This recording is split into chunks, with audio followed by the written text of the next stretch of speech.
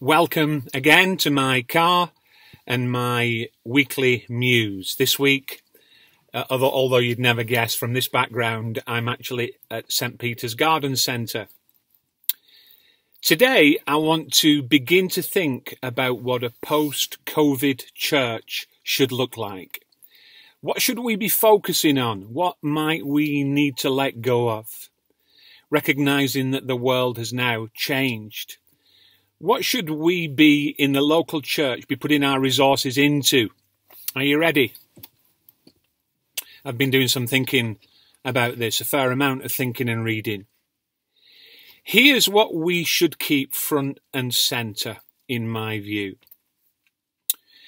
96% of people in Worcester do not know Jesus Christ as their personal Lord and Saviour. I'll just say that again. 96% of people in Worcester do not know Jesus Christ as their personal Lord and Saviour, which is the same in most villages, towns and cities. Those figures go up and down, but they're fairly similar all across the UK. So what I'm saying is relevant, I think, to any church in Britain of any denomination, whether more traditional or more contemporary. It's the same. We must never forget that we are, in my view, in our post-Christian, post-COVID world, overly obsessive about the 4%. Now, that's not to say that discipleship and formation and worship and, once we know Jesus, becoming more like him, doesn't matter. Clearly, it does. I'm not saying that our in-house activities have all had their day. In fact, I think fellowship, for instance, and connecting with each other is super important and greatly missed at the moment. But the church that wants to grow and flourish in our post-COVID world will be more bothered than ever it has been before by the 96%. Do you agree with that? As I previously said, I really think that the soil of people's hearts is more fertile than ever it's been before.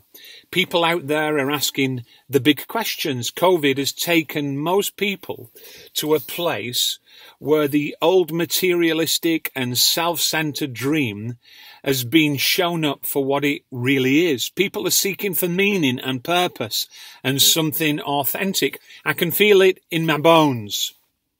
So point number one in this new world order in our post-COVID church should absolutely prioritise, like never before, mission and evangelism. And that involves change, and actually it involves sacrifice. It involves putting them before us.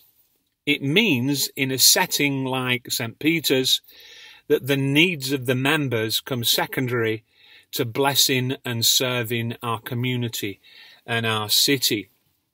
I think it was Archbishop William Temple who, I think, famously said that the church is the only organisation that exists for the benefit of its non-members. Now, I think that's a prophetic word for us right at the moment.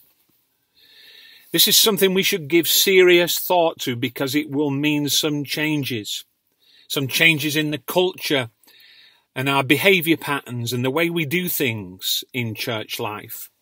But I think it's exciting changes. The change needed is to transition from what I would describe as an attractional traditional church, which is what we are at St. Peter's, albeit with a contemporary twist, and become a missionary congregation. Let me just say briefly what I mean by that. And let me do it by turning to the scriptures.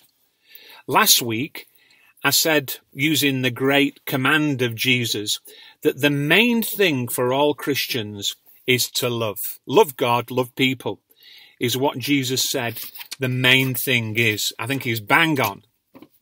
At the end of Matthew's Gospel, we read the Great Commission.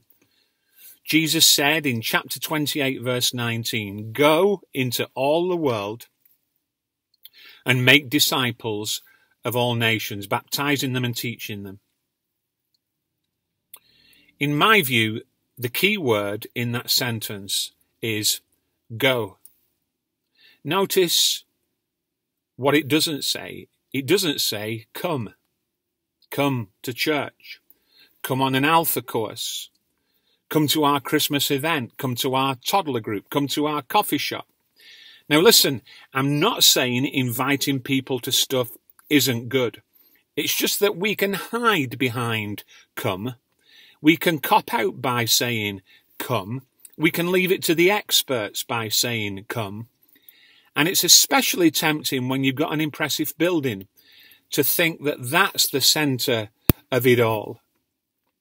But our building, like any church building actually, is not our vision. It is merely a tool in our mission of going into the world, all of us, and making disciples. Do you see? So a missionary church realizes that the real front line is the office, the staff room, the shop floor, the classroom, the school gate, that coffee with your friend, that pint with your mate, that family FaceTime, that trip to the garden centre, that good deed for your neighbour, those kind words, that thoughtful card, that encouraging email. Because that and those people who we connect with, that's our mission field, that's our front line. Jesus called this stuff being salt and light.